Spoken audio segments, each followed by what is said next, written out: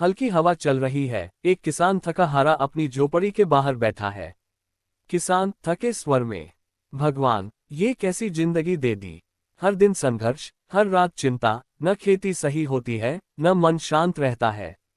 पास ही एक वृद्ध व्यक्ति सुनता है, वही आगे चलकर बुद्ध से मिलने वाला व्यक्ति है।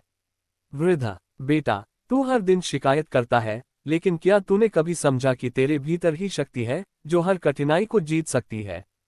किसान, शक्ति, मेरे जैसे गरीब में कैसी शक्ति बाबा। वृद्ध मुस्कराते हुए, शक्ति बाहर नहीं, भीतर होती है। शायद अब समय आ गया है कि तू बुद्ध के पास जाए, वहां तेरे प्रश्नों के उत्तर मिलेंगे। सुबह का शांत वातावरण, पेड़ों के बीच बैठा बुद्ध ध्यान में लीन है। किसान झुकते हुए, भगवान, मेरी जिंदगी समस्याओं से भरी है। खेत में फसल नहीं होती, घर में शांति नहीं, मन में डर है, मैं क्या करूं। बुद्ध धीरे स्वर में, तू कहता है तेरे पास समस्याएं हैं, पर क्या तूने कभी ये सोचा कि समस्याएं तेरे गुरु हैं। किसान चकित, गुरु, समस्याएं कैसे गुरु हो सकती हैं प्रभु। बुद्ध, क्योंकि जो तुझे गिराती है वही तुझे उठना सिखाती है। जो तुझे रुलाती है वही तुझे समझदार बनाती है। जब तू उनसे भागता है तो डर बढ़ता है, जब तू उनका सामना करता है तो शक्ति बढ़ती है। बुद्ध, सुनो, जैसे एक तीर किसी योद्धा को लग जाए तो दर्द होता है, पर अगर वही योद्धा सोचता रहे, क्यों मुझे ही लगा, क्या मैं दुर्भाग्यशाली हूं, तो दूसरा तीर उसके मन में लग जाता है, विचारों का तीर। पहला तीर शरीर को चोट देता है, दूसरा तीर आत्मा को। बुद्धिमान वही है जो दूसरा तीर लगने नहीं देता। किसान, प्रभु, तो क्या मुझे डर महसूस नहीं करना चाहिए। बुद्ध मुस्कराकर, डर को महसूस करो, लेकिन उसके आगे झुको मत। डर तो केवल संकेत है कि अब बढ़ने का समय है। बुद्ध किसान को जंगल में भेजते हैं, एक पेड़ के नीचे ध्यान करो। बुद्ध, सिर्फ ये सोचो, मैं शक्तिशाली हूँ, मैं समस्याओं से बड़ा हूँ। मन विरोध करेगा, डराएगा, लेकिन तू बस बैठा रह। कुछ देर बाद किसान के मन में भय, क्रोध, पुरानी यादें आने लगती हैं। किसान मन में, मुझे डर लग रहा है, क्या मैं सच में शक्तिशाली हूँ। अचानक उसे बुद्ध के शब्द याद आते हैं। बुद्ध की आवाज, वॉइस ओवर, जिसने खुद को जीत लिया उसने संसार जीत लिया। धीरे धीरे किसान शांत होता है, आंखों से आंसू गिरते हैं, लेकिन मन हल्का हो जाता है। अगले दिन वह बुद्ध के पास लौटता है। किसान प्रसन्न स्वर में, प्रभु, पहली बार ऐसा लगा जैसे मन में रोशनी है। समस्याएं तो अब भी हैं, पर डर नहीं रहा। बुद्ध, यही सच्ची शक्ति है, डर का अंत नहीं, उस पर विजय। जो बाहर की स्थिति को नहीं बदल सकता, उसे अपनी भीतरी स्थिति बदलनी चाहिए। याद रखो, जो मन पर शासन करता है वही संसार पर शासन करता है। बुद्ध संगत से कहते हैं, मनुष्य तब शक्तिशाली बनता है जब वह अपने विचारों पर अधिकार पा लेता है। समस्याएं जीवन की किताब के अध्याय हैं, जो तुझे आगे बढ़ना सिखाते हैं। हर बार जब डर उठे, मुस्कुराकर कहो, मैं इससे बड़ा हूं। धीरे धीरे संगीत बजता है, सूर्य उदय का दृश्य, बुद्ध ध्यान में लीन है। याद रखो, शक्ति बाहर नहीं, तुम्हारे भीतर ही है। समस्याएं तुम्हें हराने नहीं, जगाने आई हैं। किसान बुद्ध के आश्रम में सेवा कर रहा है, लेकिन उसके मन में नया संघर्ष है। किसान मन में, अब डर नहीं रहा, पर मन कभी शांत नहीं रहता। कभी लालच, कभी गुस्सा, कभी तुलना, आखिर यह मन इतना बेचैन क्यों है। वह बुद्ध के पास जाता है। किसान, प्रभु, मैंने डर पर तो विजय पा ली, पर मन हर समय भटकता रहता है। कभी मुझे कुछ चाहिए, कभी किसी से जलन होती है, कभी मैं खुद से नाराज हो जाता हूँ। बुद्ध शांत स्वर में, यही तेरी अगली परीक्षा है, मन को साधना। डर बाहरी दुश्मन था, पर मन भीतर का शत्रु है। बाहर के शत्रु को तू हरा सकता है, पर मन को जीतने के लिए ध्यान और सजगता चाहिए। बुद्ध संगत को समझाते हुए, मन 3 अवस्थाओं में चलता है। अतीत में, जहां पछतावा है, भविष्य में, जहां डर है, और वर्तमान में, जहां शांति है। जो वर्तमान में रहता है वही बुद्धिमान है। जो अतीत या भविष्य में भटकता है वही दुखी है। किसान, प्रभु, पर मन को वर्तमान में कैसे रखें। हर बात सोचने लगता है, हर घटना याद आ जाती है। बुद्ध, मन को रोकने की कोशिश मत कर, बस देखो वह क्या कर रहा है। जैसे कोई बादल गुजर जाए, वैसे ही विचारों को गुजर जाने दो। देखना, मन शांत हो जाएगा। रात का समय, किसान अकेला बैठा है।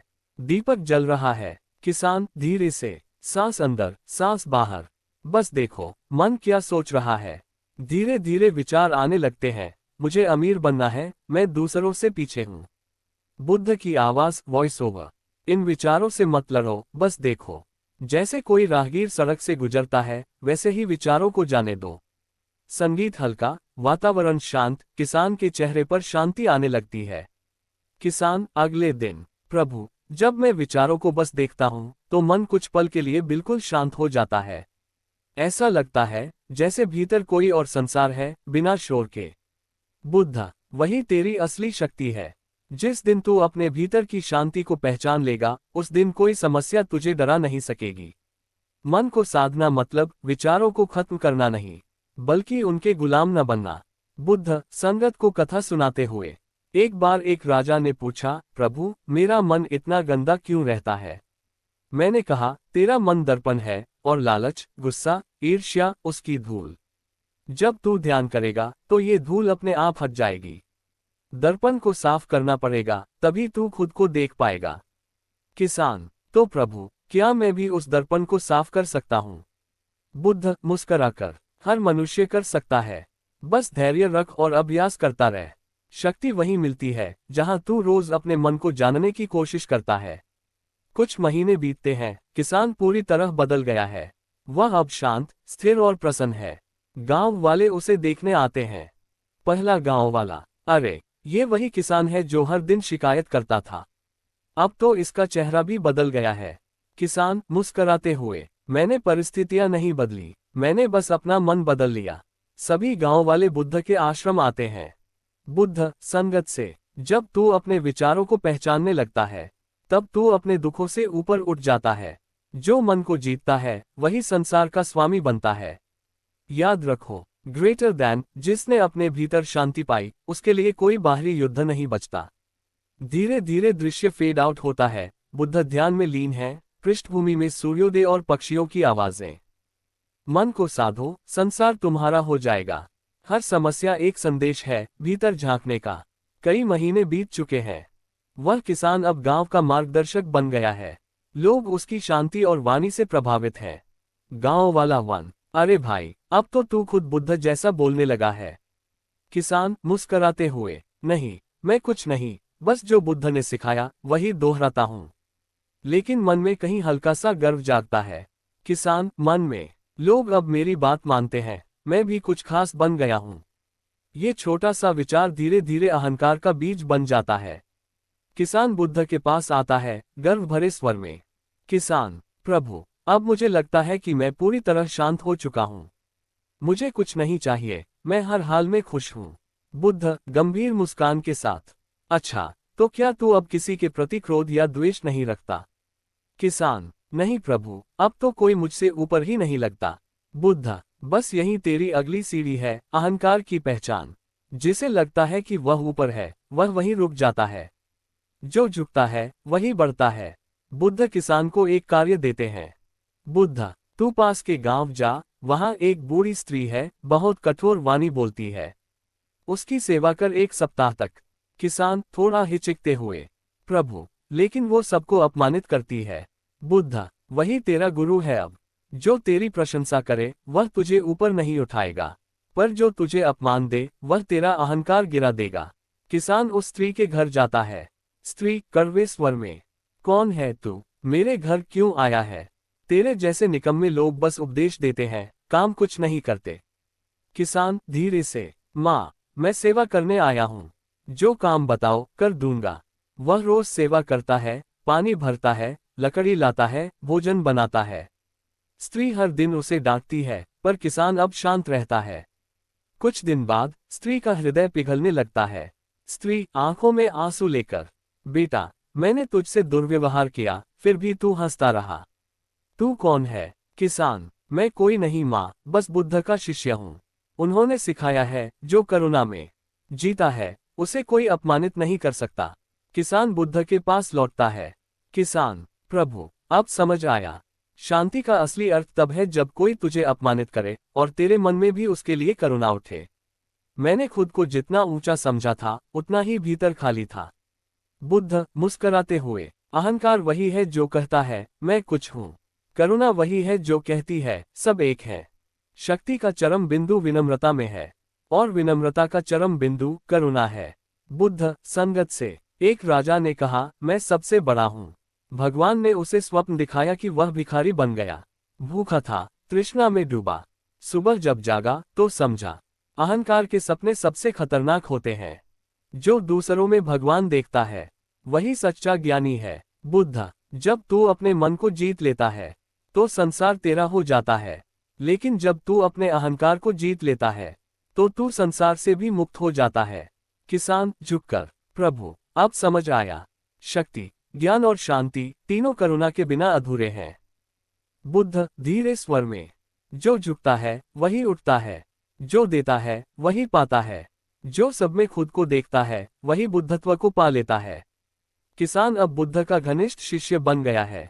वह रोज लोगों को उपदेश देता है, लेकिन अब उसके मन में एक नया प्रश्न उठता है।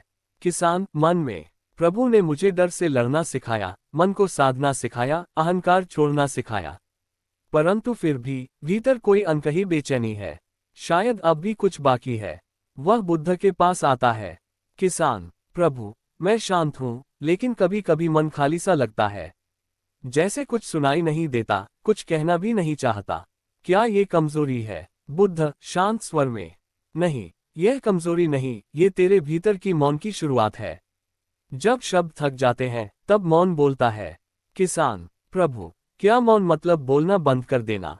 बुद्ध मुस्कराकर, नहीं बेटा, बोलना बंद करना मौन नहीं होता। जब भीतर का शोर शांत हो जाए वही सच्चा मौन है। शब्द तो बाहर की यात्रा है, मौन भीतर का द्वार है। जो उसे खोलता है वही आत्मा को देख पाता है।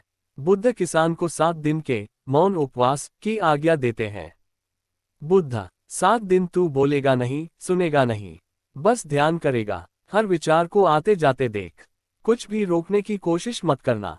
किसान आश्रम से निकलकर एक वन में चला जाता है। वहां नदी किनारे एक पेड़ के नीचे बैठता है।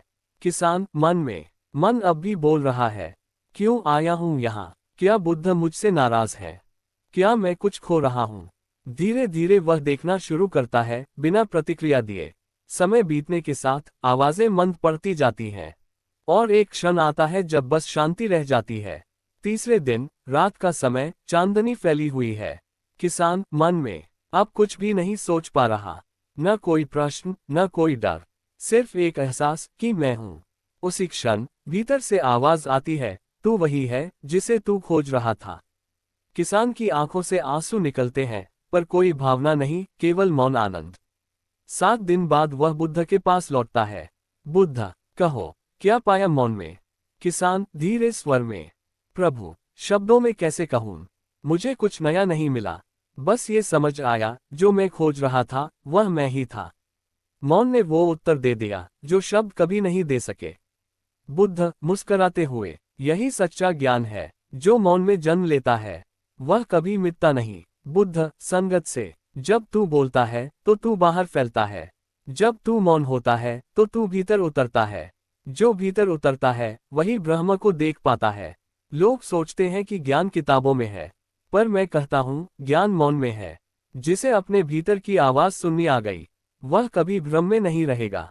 बुद्ध धीरे स्वर में, बोलना सरल है पर मौन रहना साधना है। जो व्यक्ति मौन में जीना सीख लेता है वह हर परिस्थिति में स्थिर रहता है। ग्रेटर दैन मौन कोई शून्यता नहीं, मौन ही तो वह स्थान है जहाँ भगवान बोलता है। किसान श्रद्धा से झुककर, प्रभु अब समझ आया, मौन कोई चुप्पी नहीं, ये सबसे ऊंची आवाज है। बुद्ध हाँ बेटा, अब तू तैयार है, क्योंकि जिसने मौन को समझ लिया उसने अंतिम सत्य को छू लिया। धीरे धीरे दृश्य फेड आउट, सूर्योदय, बुद्ध ध्यान मुद्रा में, किसान उनके पास ध्यान में बैठा हुआ। पृष्ठभूमि संगीत, ओम मणि पद्मे होम, मंत्र की गूंज, आनंद। भगवान आपने आज जो कथा सुनाई उससे मन बहुत हल्का हो गया। अब समझ आया कि समस्या से भागना नहीं, उसे समझना ही समाधान है। बुद्ध मुस्कुराते हुए, आनंद, जब मन स्पष्ट होता है तो दुनिया की सबसे बड़ी अंधेरी रात भी प्रकाशमय लगने लगती है। आनंद, प्रभु क्या हर व्यक्ति अपने डर और दर्द को जीत सकता है? बुद्ध हाँ आनंद, जैसे सूरज हर दिन उगता है वैसे ही मनुष्य में भी नई शक्ति हर दिन जन्म ले सकती है, बस उसे जागृत करना सीखो। गांव वाले बुद्ध के चरणों में झुककर प्रणाम करते हैं। एक गरीब किसान आगे आता है। किसान, प्रभु, मेरी जिंदगी बहुत कठिन है।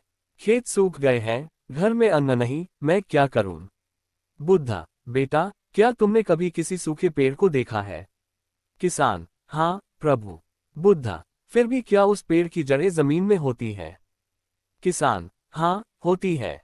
बुद्ध, तो समझो, जब तक तुम्हारी जड़ें, तुम्हारा साहस, तुम्हारा कर्म जमीन में है, तुम कभी नहीं सूखोगे। किसान, आंखों में आंसू, प्रभु, अब मैं डरूंगा नहीं। मैं फिर से मेहनत करूंगा। बुद्ध, यही सच्चा बल है। डर भागता है जब कर्म जागता है। बुद्ध, मनुष्य की सबसे बड़ी भूल है समस्या को अपने भीतर का शत्रु समझना। समस्या तो जीवन का शिक्षक है। जो उससे भागता है वो सीख खो देता है, जो उससे लड़ता है वो अनुभव पाता है, और जो उसे समझ लेता है वो बुद्ध बन जाता है। आनंद, प्रभु, क्या यही कारण है कि आपने राजमहल छोड़ दिया था? बुद्ध, हाँ आनंद, मैं समस्याओं से भागा नहीं, उन्हें समझने निकला था। और जब समझा तो पाया डर केवल अज्ञान की छाया है।